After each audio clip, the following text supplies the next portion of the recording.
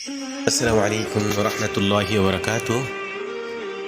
হযরত ইউনূস আলাইহিস সালাতু ওয়াস সালামের কওম সম্পর্কে আল্লাহ তাআলা কোরআনে বর্ণনা করেন।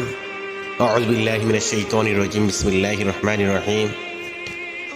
ফালাউলা কানাত ক্বরিয়াতুন আমানাত ফানাফাআহা ঈমানুহা ইল্লা কওমা ইউনূস لما آمنوا كشفنا عنهم عذاب الخزي في الحياة الدنيا ومتعناهم إلى حين।